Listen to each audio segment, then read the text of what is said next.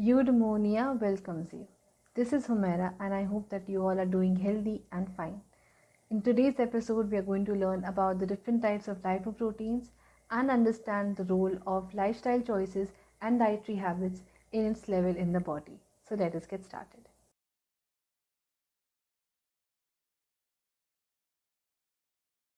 How often have we gotten a blood test done and realized that this is something important and I need to get it done regularly over a span of 3 months or 6 months or a year?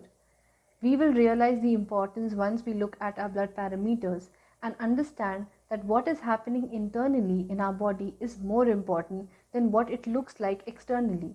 Maybe you might experience fever or fatigue or any external factor, but there is so much that happens internally and it is not obvious in the initial stage. So, to be cautioned and aware of what is going to happen or whether you are at risk, these blood parameters help you in identifying that there is an issue so that you can work on it.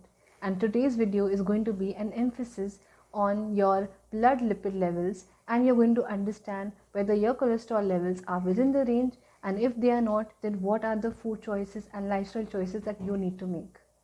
What are lipoproteins? Lipoproteins are substances that are made of lipid and protein, and there are two types of lipoproteins in the body: the bad cholesterol or low density lipoprotein or LDL, and high density lipoprotein HDL, which is known as the good cholesterol. Now, why do we need these lipoproteins in the body?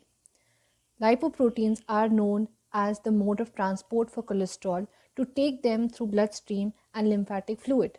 Since cholesterol is insoluble in the blood, it binds to these lipoproteins in order to get transported. So, in the case of LDL, it transports the cholesterol from its site of synthesis, which is the liver, to the body cells where the cholesterol is separated from the LDL and it is used by the cells for various purposes.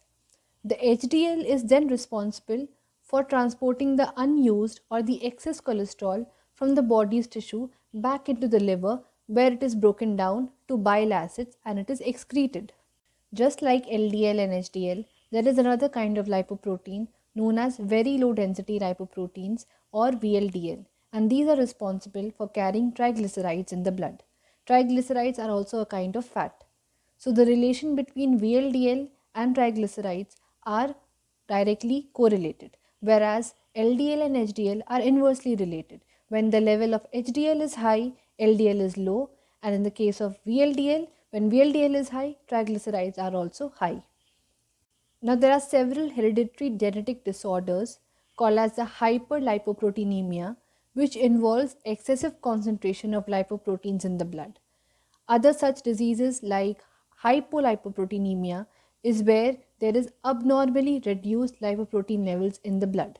So it is important to ensure that your LDL and HDL levels are within the normal range.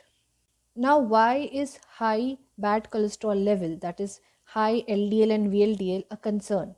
When there is a buildup on the walls of your arteries, it becomes narrower, and this buildup happens because of high level of cholesterol.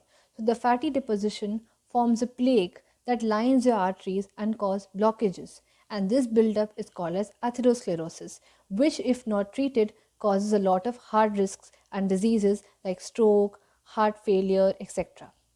In order to improve your good cholesterol levels and reduce bad cholesterol levels, you need to make healthier food choices. So, include high fiber containing foods, especially soluble fiber foods like whole grains, green leafy vegetables, fruits like berries and apples, nuts like walnuts and almonds, and seeds, because these will help in reducing your LDL levels. At the same time, include antioxidant rich diet as it raises the HDL levels in relation to triglycerides and are associated with reducing the risk of stroke, heart failure, and inflammatory biomarkers. So include foods like dark chocolates, berries, avocado, nuts, kale, beets, and spinach in your diet. High fat containing foods like full fat dairy products, fatty meats, butter, coconut oil, palm oil, deep fried products, baked goods like pies, biscuits, buns, and pastries, these are high in trans fat, and all these easy to prepare and commercially processed foods are very high in fats, and these should be avoided, and instead you must look for unsaturated and healthy fats to be included in your diet.